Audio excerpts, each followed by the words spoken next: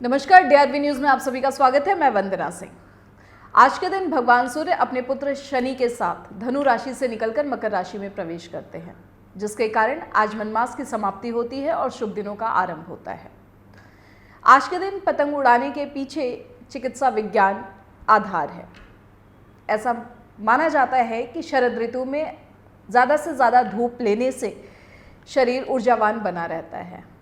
यह पर्व सूर्य का है और सूर्य निरंतर और गतिशीलता का प्रतीक है।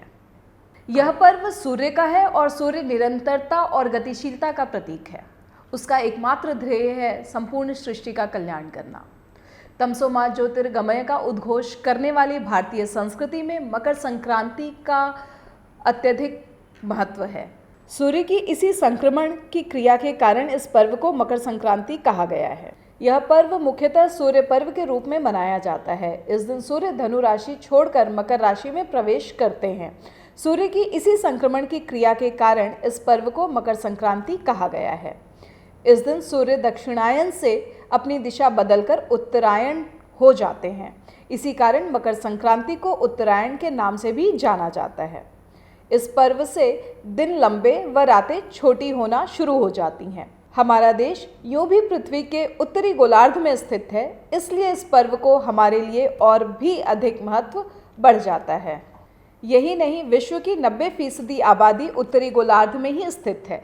यही वजह है कि यह दिन संपूर्ण विश्व के लिए सकारात्मकता, ऊर्जा, उत्साह, नवजीवन व अंधकार से प्रकाश की ओर ले जाने के लिए विशेष महत्व रखता है। विभिन्नता में एकता के लिए हमारे देश में इस पर्व में भी विविधता है।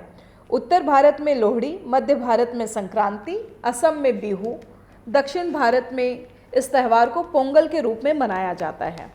बहुत से क्षेत्रों में इसे उत्तरायण, खिचड़ी, माघी आदि के नामों से भी जाना जाता है। इस दिन किसान नई फसल से बने भोग ईश्वर को चढ़ाकर उसके प्रति कृतज्ञता प्रकट करते हैं। मकर संक्रांति का ऐतिहासिक व धार्मिक महत्व भी है। कहते हैं कि इस दिन गंगा नदी धरती पर अवतरित हुई थी। इसी दिन गंगा नदी भागीरथ के पीछे पीछे चलकर कपिल मुनि के आश्रम से होते हुए गंगा सागर पहुंची थी। इस दिन गंगा सागर में स्नान करने का बड़ा महत्व है। ऐसा कहा भी जाता है कि सारे तीर्थ बार बार, लेकिन गंगा सागर एक बार।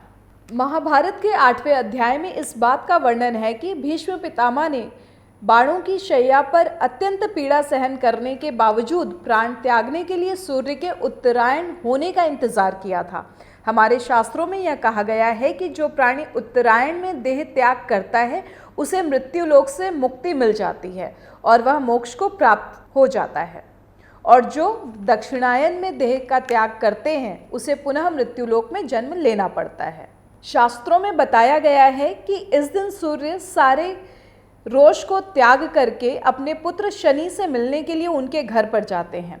शनि क्योंकि मकर राशि के स्वामी हैं, इसलिए इसे मकर संक्रांति कहा जाता है। मकर संक्रांति के दिन माघ मास का आरंभ होता है। इससे एक दिन पहले यानी पौष माह के आखिरी दिन लोहड़ी मनाई जाती है, जो कि हिंदू वर्ष का अंतिम त्यौहार होता है। मकर संक्रांति के दिन से ही हिंदुओं की महातीर्थ स्थली प्रयागराज का मेला प्रारंभ होता है।